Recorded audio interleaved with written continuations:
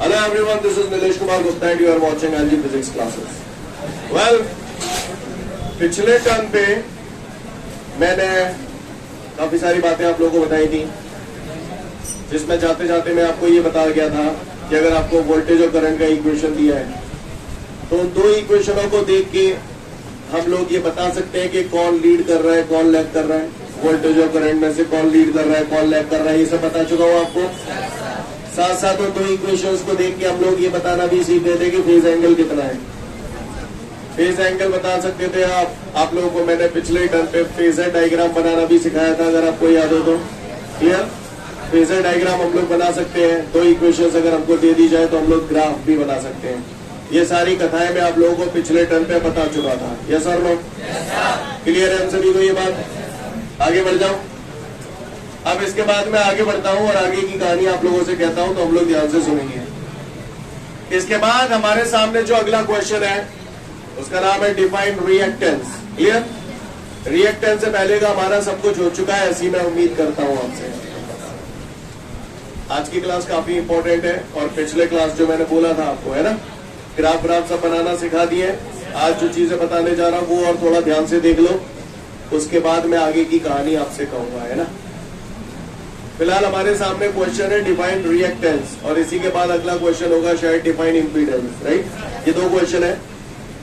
अब ये रिएक्टेंस और इम्पीडेंस होता क्या है ये समझने की कोशिश करिएगा ध्यान से।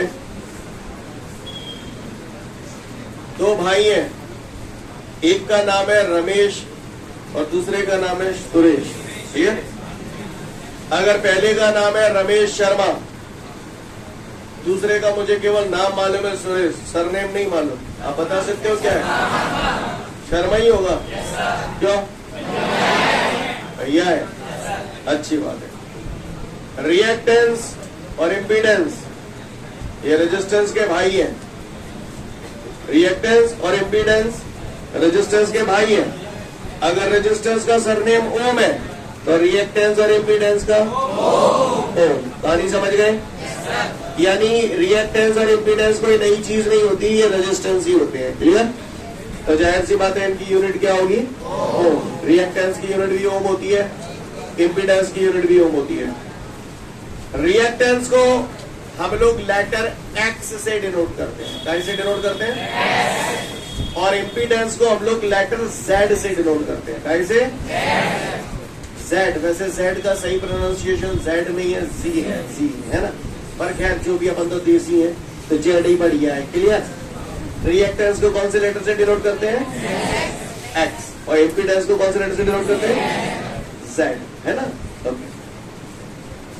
इससे पहले कि आगे बढ़ूं, कुछ पुरानी बातें हम लोग ताजा करते हैं। आपको याद है रेजिस्टेंसेस थे, ये कौन सा कॉम्बिनेशन था जरा बाय द वे मुझे बताइएगा आप लोग। ये रेजिस्टेंसेस को मैंने कौन से कॉम्बिनेशन में जोड़ा है? सीरीज कॉम्बिनेशन में जोड़ा है। ऐसा आप सब लोग समझते हो ये सीरीज कॉम्बिनेशन है। क्लियर है? सीरीज कॉम्बिनेशन में जैसे मैंने इसे R1 मान लिया, इसे R2 मान लिया, इसे R3 मान लिया, तो इक्विवेलेंट रेजिस्टेंस क्या आता था? R1 plus R2 plus R3। याद है आप सभी को? पैरेलल कॉम्बिनेशन में अगर मैं रेजिस्टेंसेस को जोड़ता हूं तो मतलब आप लोग ये भी जानते हो, पैरेलल कॉम्बिनेशन में अगर जोड़ेंगे तो 1/R बराबर 1/R1 प्लस 1/R2। राइट? फिलहाल मैंने ये सीरीज कॉम्बिनेशन लिखा है तो इसका इक्विवेलेंट रेजिस्टेंस R बराबर R1 plus R2 plus R3। R1 R2 R3 तो मुझे दिख रहा है, इसको क्या बोलते हो?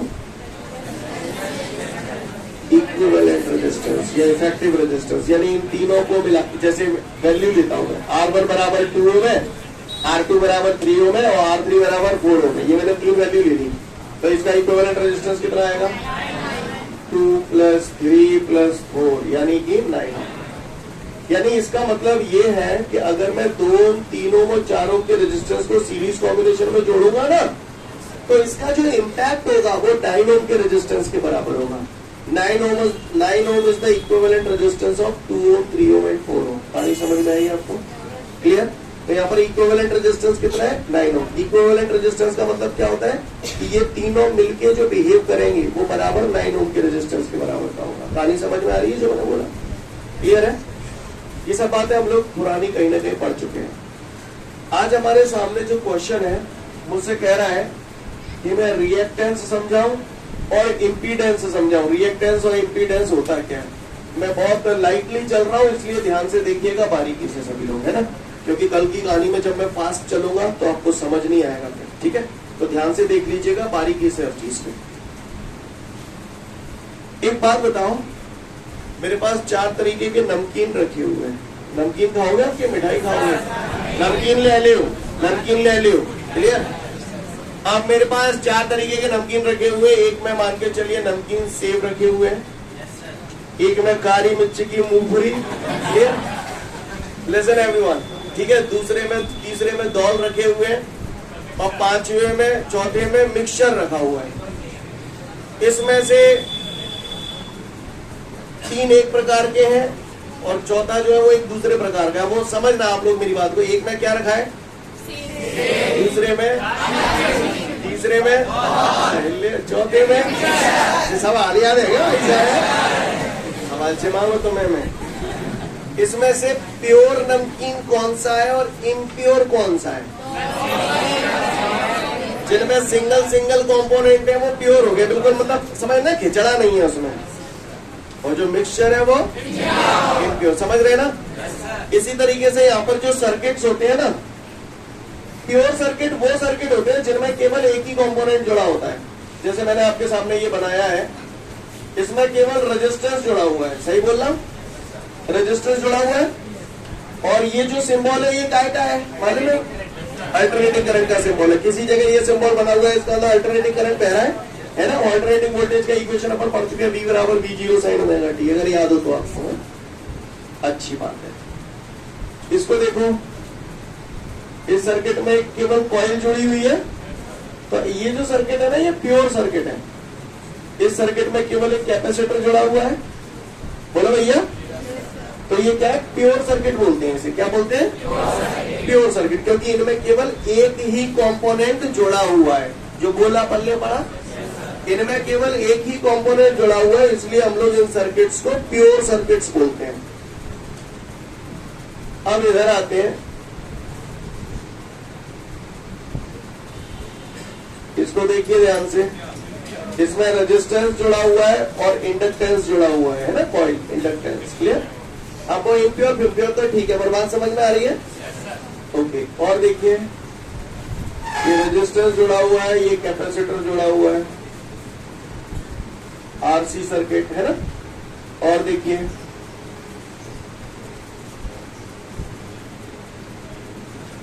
इसमें ये रेजिस्टेंस हो गया, ये इंडक्टेंस हो गया और ये कैपेसिटर हो गया, सही बोल रहा हूं?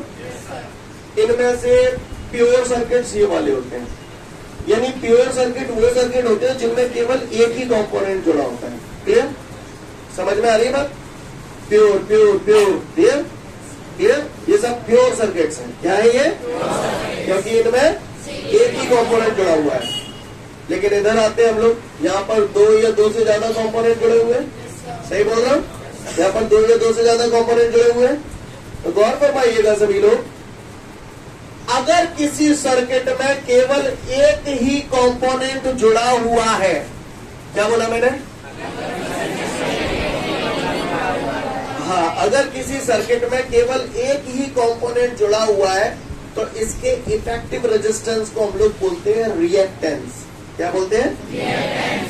And if there are 2 or more than 2 circuits, sorry, if there are 2 or more than 2 components in the circuit, then its equivalent resistance is called impedance। नहीं, यही बात समझ। जब सर्किट में केवल एक ही कंपोनेंट जुड़ा हुआ होता है तो उसके इफेक्टिव रेजिस्टेंस को हम लोग बोलते हैं reactance. And when there are 2 or more than 2 components in the circuit, then its effective resistance is called impedance। कहानी समझ में आ रही है सभी को? किसी को कोई दिक्कत? Again I repeat, when there is only one component in the circuit, then its effective resistance is called reactance. And when there are 2 or more than 2 components in the circuit, then its effective resistance is called impedance। Scene clear है? समझ में आ रही है बात सभी को? कोई दिक्कत? हो गया सभी का? रिएक्टेंस और इम्पीडेंस, फिर से बोल रहा हूं। If there is only one component in the circuit, then its effective resistance is called reactance. And when there are two or more than two components in the circuit, then its effective resistance is called impedance. Here, again I repeat, when there is only one component in the circuit, then its effective resistance is called reactance. And when there are two or more than two components in the circuit, then its effective resistance is called impedance. Listen everyone. यहाँ पर एक एक component जुड़ा है, मेरे साथ आपको दोहराना है, पहले सुन लेंगे ध्यान से फिर बोलेंगे। केवल एक ही रेजिस्टेंस जुड़ा हुआ है, इसे हम लोग बोलते हैं purely resistive circuit. Pure word इसलिए बोल रहा हूं क्योंकि यहाँ पर एक सिंगल कंपोनेंट है। क्लियर? प्योरली रेजिस्टिव सर्किट, इसको बोल दिया इंडक्टेंस है, कॉइल का इंडक्टेंस होता है, तो प्योरली इंडक्टिव सर्किट, और इसको बोलते हैं purely capacitive circuit. Again I repeat, purely resistive circuit, purely inductive circuit. हाँ, क्लियर? इन सिंगल कंपोनेंट के रेजिस्टेंस को हम लोग लेटर एक्स से डिनोट करते हैं। क्लियर? अब मान के चलिए कोई सर्किट है, उसका रेजिस्टेंस मैंने एक्स लिखा, ऐसे लिख दिया एक्स। अब अगर मैं केवल एक्स लिख दूंगा तो क्या मुझे ये पता चलेगा कि ये इसका है या इसका है या इसका है? मैं जज तो नहीं कर पाऊंगा। तो उसको प्रॉपर जज करने के लिए हम लोग यहाँ कुछ नोटेशंस यूज करते हैं। जैसे अगर ये एल का होगा ना तो सफिक्स में एल लगा दूंगा, कैपेसिटर का होगा सी लगा दूंगा, रेजिस्टेंस का होगा तो आर लगा दूंगा। हालांकि आपको बता दूं, मैं इस चैप्टर में जहां पर भी रेजिस्टेंस इस्तेमाल करूंगा तो एक्स आर को मैं आर से ही डिनोट करूंगा, क्योंकि स्टार्टिंग से हम रेजिस्टेंस को आर से ही डिनोट करते आए हैं। समझ में आ रही है? तो उसे आर से ही डिनोट करेंगे, लेकिन कल को तुम्हें एक्स आर अगर दिख जाए तो घबरा मत जाना, ये और ये एक ही बात होगी। सीन क्लियर है? कोई दिक्कत? तो when there is only one component in the circuit, then its effective resistance is called reactance. It is denoted by the letter X. Clear? अब ये X सफिक्स में C लग गया तो इसको बोलेंगे कैपेसिटिव रिएक्टेंस। क्या बोलेंगे? बोलना कंपलसरी है। क्लियर? समझ में आ रही है बात? जो बगैर बोले दिखाई दे गया ना, दिक्कत होगी वहीं पे। क्या है ये? ये क्या है? Inductive reactance. क्या है ये? ये क्या है? ये क्या है? हाँ, ये रेजिस्टिव रिएक्टेंस, या हम लोग इसे सिंपल रेजिस्टेंस भी बोल सकते हैं। सीन क्लियर है? मैं सिंपल रेजिस्टेंस ही बोलूंगा। कोई दिक्कत? आगे बढ़ो। अच्छी बात है। अगर इन दोनों का इक्विवेलेंट रेजिस्टेंस निकालूंगा तो उसे कैसे रिप्रेजेंट करूंगा? Z से। अब मैंने मान के चलिए सपोज करिए किसी जगह Z लिख दिया, तो क्या मैं ये जज कर सकता हूँ कि ये इसका है कि इसका है कि इसका है? नहीं कर सकता ना। तो इसको जज करने के लिए मैंने, जैसे ये आरसी सर्किट है तो सफिक्स में आरसी लगा दिया। कहानी समझ में आ रही है आपको? कोई दिक्कत? अब मान के चलिए ये आरएल सर्किट का, तो इसको क्या लिखूंगा? Z RL. इसको क्या लिखूंगा? Z RLC circuit. कहानी समझ में आ रही है? Okay. Impedance of RL circuit, impedance of RC circuit, impedance of RLC circuit. कहानी समझ में आ रही है? जब सर्किट में दो या दो से ज्यादा कंपोनेंट जुड़े होते हैं तो इसके इफेक्टिव रेजिस्टेंस यानी इक्विवेलेंट रेजिस्टेंस को हम लोग इम्पीडेंस कहते हैं। इम्पीडेंस को लेटर, अगर सिंगल कंपोनेंट का रेजिस्टेंस निकालना होगा तो कैसे डिनोट करेंगे? और अगर सबका इक्विवेलेंट रेजिस्टेंस दो या दो से ज्यादा का निकालना होगा तो जेड से डिनोट करेंगे। पल्ले पड़ी? समझ में आई बात? सीन क्लियर है? इसको अप्लाई करना सिखाता हूं, गौर से देखिएगा सब लोग। ठीक है? जैसे सपोज करिए, ये मैं हम सभी लोग जानते हैं V बराबर IR, सबको ये फॉर्मूला रटा डला है और 90% का हम यही फॉर्मूला दे होंगे, V बराबर IR। अब आइए गौर से देखते हैं। जैसे किसी ने बोला कि भैया कैपेसिटर का वोल्टेज बताओ क्या होगा, तो मैं यहां लिखता हूं कैपेसिटर का वोल्टेज। ठीक है? इसे मिटा दो 2 मिनट के लिए। यदि मुझे वोल्टेज चाहिए किसका? कैपेसिटर का। किसका वोल्टेज चाहिए मुझे? कैपेसिटर का। तो भैया मैं ज्यादा पढ़ा लिखा ना, मुझे मालूम है V बराबर IR, V बराबर IR। तो I तो हो गया करंट। अब मुझे रेजिस्टेंस चाहिए, तो इसके रेजिस्टेंस को क्या बोलूंगा? C नहीं बोलूंगा। सिंगल कंपोनेंट के रेजिस्टेंस को रिएक्टेंस बोलते हैं, इसे X से डिनोट करते हैं। तो X C। तो लिखा, समझ में आई बात? सीख गए? तो चलो जाता बताओ। VL बराबर है I XL। समझ में आई बात? चलो इसका बताओ। या तो मैं XR लिख दूं, पर मैंने बोला था XR की जगह मैं R भी लिखूंगा, तो मैं इसे ऐसे भी लिख सकता हूं। जो बोला समझ में? सोच लो, सोच लो ही। आगे सोचो मां, सोचो। अब है ना, सुनना होगा। अब मुझे यहां पर वोल्टेज चाहिए रेजिस्टेंस का। इसका सफिक्स में R लिखा है, मतलब मुझे इस रेजिस्टेंस का वोल्टेज चाहिए। V बराबर I। R की जगह क्या लिखूं? Z क्या लिखूंगा भैया? मैं केवल अकेले रेजिस्टेंस के वोल्टेज की बात कर रहा हूं, इसके अकेले इसकी बात कर रहा हूं। तो या तो XR लिख दूं या फिर ऐसे लिख दूं। समझ में आया? चलो मुझे इसका वोल्टेज चाहिए I XL। समझ गए? समझ गए? लेकिन अगर वो मोती जो बोलेगा क्वेश्चंस में क्या करना है वो सब मैं बताऊंगा। वो बोले जब पूरे मिक्सचर को वोल्टेज निकालो, पूरे मिक्सचर को, तो V बराबर I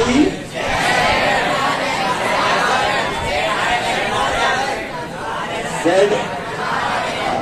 नहीं है, यानी पूरे को वोल्टेज निकालना हो तो V बराबर I, और पूरे के रेजिस्टेंस को क्या बोलता हूँ? इम्पीडेंस। समझ गए? इस पूरे सर्किट का वोल्टेज निकालना है, क्या लिखूं? I RLC। कहानी समझ में आई? सीन क्लियर है? सबको मेरी बात समझ में आ रही है? कोई दिक्कत? मैं अप्लाई करवाऊंगा इनको। तो कहां पर X लगाना है, कहां पर Z लगाना है, तमीज आई आपको? क्योंकि अगले 3 दिन तक यही चलने वाला है। समझ में आ गई बात? आई कब, X कब लगाओगे?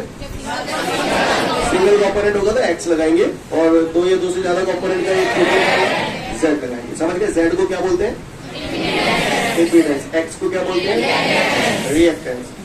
RL सर्किट है तो टोटल वैल्यू निकालने के लिए इम्पीडेंस यानी कि Z। समझ में आ गया होगा मेरे ख्याल से अब, ठीक है ना?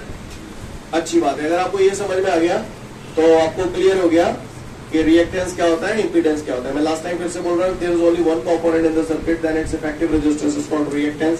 It is denoted by the letter X and its unit is ohm. और इम्पीडेंस होता है when there are 2 or more than 2 component in the circuit, then its effective resistance is called impedance. It is denoted by the letter Z. Clear? समझ में आ रही है? Its unit is ohm. जो बोला पल्ले पड़ा, रिएक्टेंस इम्पीडेंस की definition एक बार और अच्छे से पढ़ लो, फिर आगे बढ़ता हूं। आगे बढ़ते हैं। इसके बाद रिएक्टेंस और इम्पीडेंस आप लोग समझ चुके हैं, इनका एप्लीकेशन कल से हमारे सामने आने लगेगा। आज मैं आपको एक बात और बताने जा रहा हूँ और कुछ फॉर्मूलाज लिखाने जा रहा हूँ, है ना? वैसे हो सकता है आपके नोट्स पिछले टाइम में लिखाया नहीं, क्या कुछ लिखाया नहीं था, केवल वो ग्राफ बनाना सिखाया था, फेजर डायग्राम बनाना सिखाया था। कुछ चीजें और बता रहा हूँ, ठीक है? ध्यान से सुनिएगा। पहले मुझे एक बात बताओ, करंट अगर इस डायरेक्शन में है तो इसका मतलब करंट कितने डिग्री एंगल पे है? मैंने कल लीड और लैग सिखाया था आपको, याद है? 0 डिग्री। 0 डिग्री है, सही बोल रहा हूं मैं? अच्छा, जो बोला पल्ले पड़ता है आपको? बताना जरा। मैंने एक फेजर डायग्राम बनाया है, ये करंट है और ये वोल्टेज है, बता चुका हूं पिछले टाइम पे। इसमें कौन लीड कर रहा है? किससे? कितना? कौन लैग कर रहा है? किससे? कितना? जानता हूं। गुड, अच्छा बताया आप लोगों ने। और भैया पहले ही बोल रहा हूँ, जिस बंदे ने पिछले शुक्रवार की क्लास अटेंड नहीं की, अपलोडेड वीडियो में जाके अटेंड कर लेना, वरना पार्ट लग जाएगी आपकी। अब सुनिएगा ध्यान से, मैं आपको एक कोड वर्ड दे रहा हूँ, ये आपके नोट्सों में नहीं बना होगा, क्लियर? लेकिन इससे दुनिया भर की चीजें आपकी क्लियर होंगी, ठीक है? तो देख लो उसको, वो क्या कोड वर्ड है। उस कोड वर्ड का नाम है LIC।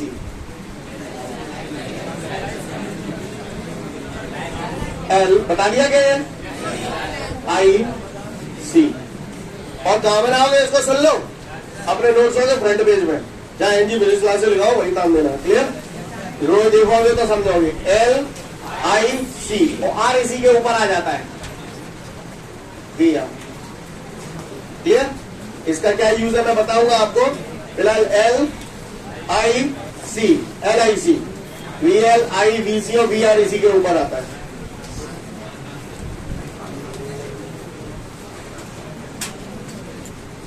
इस LIC का यूज क्या है ये मैं आपको समझाता हूं, गौर से देखिएगा सब लोग। किसी ने बोला कि भैया प्योरली रजिस्टर्ड सर्किट, देखो आपके नोट्सों में अगला क्वेश्चन यही होगा, उसमें ऐसा फिगर बना होगा, पहला फिगर देखो है।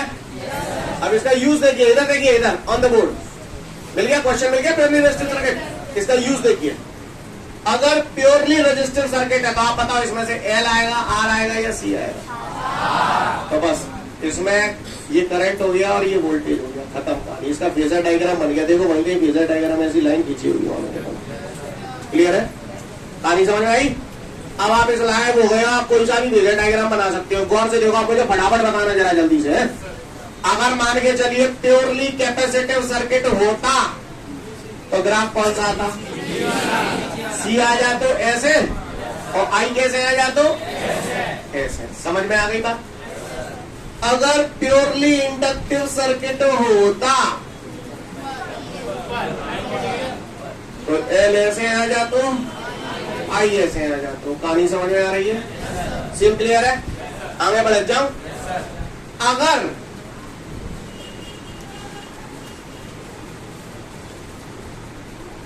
अगर RL सर्किट होता तो बताओ जा मैं कहा आ जा तो R ऐसे आ जा तो L ऐसे आ जा तो और I कहानी समझ में आई? बोलो। अगर RC सर्किट होता, मैं ज्यादा रामायण नहीं बना रहा हूं, अदरवाइज टाइम छोटा होगा, पर कहानी समझ में आ रही है? इसका यूज क्या है और धीरे धीरे सब समझ में आएगा, आप चिंता न करें। ये RC सर्किट है तो बताओ जा मैं कैसे बनाऊं जाको? तो R तो क्यों आ जाएगी, C जो आ जाएगी और I जाना आ जाएगी, नहीं आ जाएगी। सीन क्लियर है? कुत्ता किसी ऑब्जेक्ट को इधर खींच रहा है, बिल्ली ऐसे खींच रही है, रिजल्टेंट कैसे जाएगा? ऐसे जाता है? सिर्फ नहीं बता देगा। अगर किसी ने मुझसे पूछ लिया, यहाँ तो चलो सिंगल कंपोनेंट है, लेकिन जहां में घूमने मुद्दे जो पूछ लो रिजल्टेंट वोल्टेज कैसे होगा, तो एक वोल्टेज जीरो रिजल्टेंट कैसे जाएगा? तो ये इसका कौन है?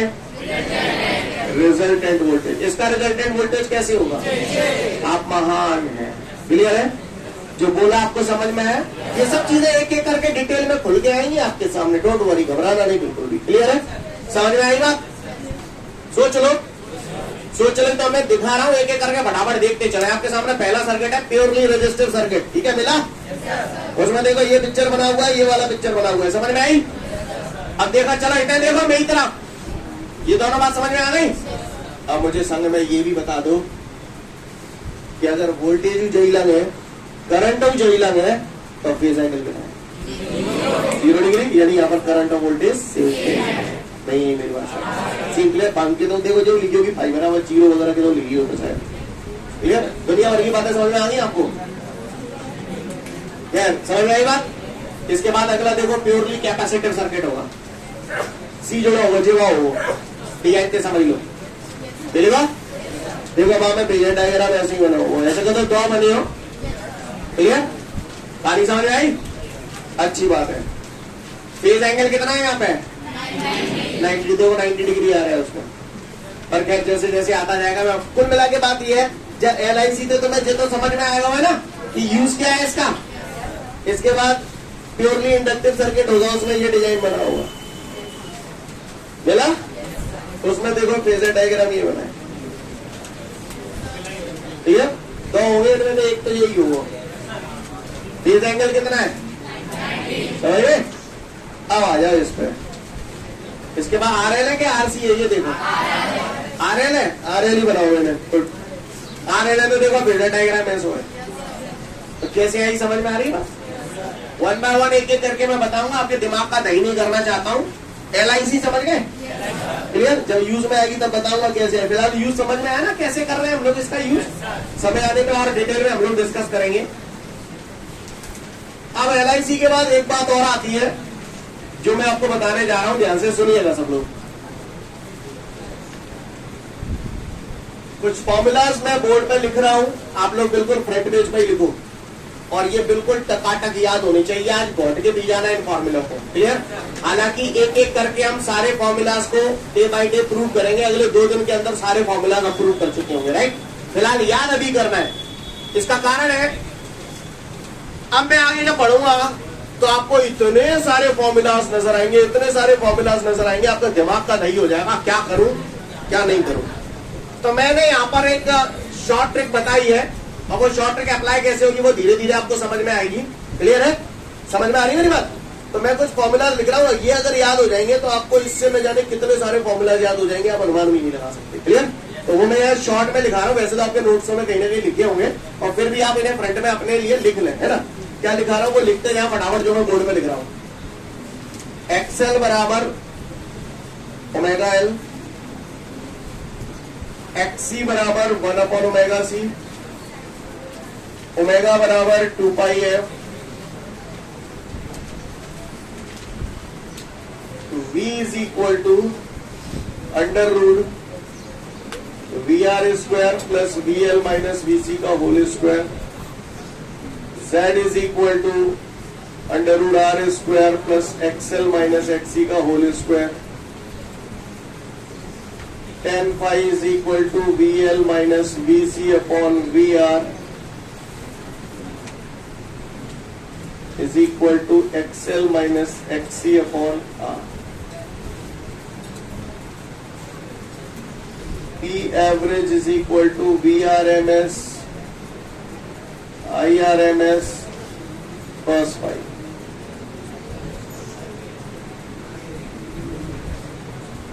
Power factor is equal to cos phi is equal to RAS.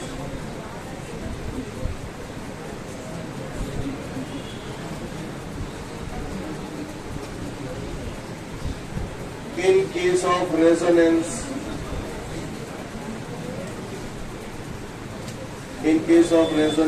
XL बराबर XC.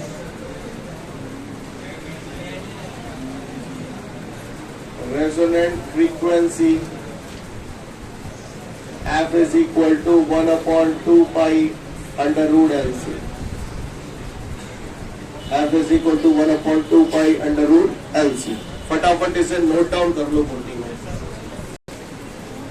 तो अभी तक हम लोगों ने LIC समझ लिया और LIC के साथ साथ ये कुछ एक फॉर्मूला जो मैं बिठा रहा हूं वो हम सब लोग अच्छे से याद कर लेंगे। इनका क्या रोल है, जैसे जैसे आप आगे बढ़ेंगे आपको समझ में आएगा।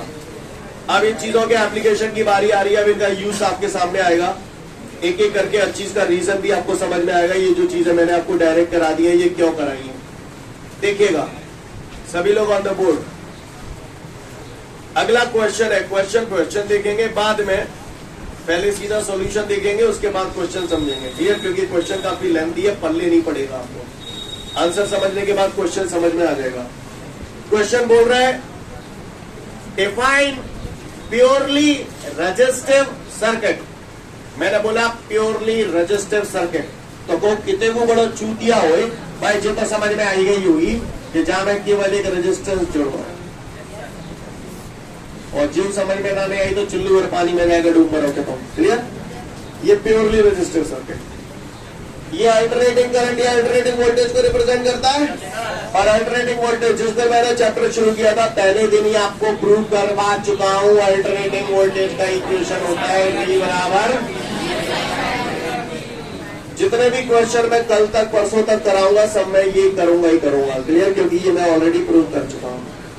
अब वो मुझसे ये कह रहा है कि ये जो प्योरली रेजिस्टिव सर्किट है ना, इसमें करंट की इक्वेशन डिराइव करो, क्लियर, करंट की इक्वेशन डिराइव करो। तो भैया मैंने बचपन में ये पढ़ा था V बराबर IR, तो I बराबर हो जाएगा V अपॉन R। क्या इस स्टेप से एग्री करते हैं आप लोग, किसी को कोई दिक्कत, ठीक है। अब मैं कुछ कहूंगा नहीं, आप चुपचाप देखते चलना। आपको बताओ ये वाला स्टेप समझ में आया क्या? क्या किया है मैंने? V की जगह ये टांग दिया, समझ गए? कल शुक्रवार की क्लास सभी ने अटेंड की थी ना, ठीक है। अब आप लाए हो बचो थोड़ी है जाना है वो बताओ, V अपॉन आर क्या होता है? आई तो होता है, तो V0 अपॉन आर की जगह मैंने लिख दिया I0। समझ गए? तो किसी ने बोला कि भैया प्योरली रेजिस्टिव सर्किट के लिए इक्वेशन ऑफ करंट निकालो, तो निकाल लेंगे, हो गया। अब तुम ही बताते जाना, वो आप सब जानते हो। वोल्टेज की इक्वेशन जे रही और करंट की इक्वेशन जे रही, बताओ फेज एंगल कितना है? 0। समझ गए? फेज एंगल 0, न कोई लीड कर रहा है न कोई लैग कर रहा है, तो फेज एंगल 0। आपने ही बताया है, मैंने नहीं बताया, ध्यान रखना, ठीक है। फेज एंगल 0 डिग्री आ गया। आप मुझसे ये कह रहा है फेजर डायग्राम बनाऊं, फेजर डायग्राम सिखा चुका हूं, फेजर डायग्राम बनाना। बताओ भैया करंट अगर ऐसे है तो वोल्टेज कैसे है? वो ऐसे ही आपको समझ गए? फेजर डायग्राम ऐसा क्यों बनाया इसका? सीन क्लियर है? आगे बढ़ो। अब मुझसे ये भी कहा जा रहा है कि मैं यहाँ पर वोल्टेज और करंट के लिए ग्राफ भी बनाऊं विद रिस्पेक्ट टू टाइम। तो गौर से देखिए भैया, आप ही बता देना, बता चुका हूं मैं। तो ये वोल्टेज है तो करंट का आएगा उसी के ऊपर, तो ये फाइनली ऐसे बना दो।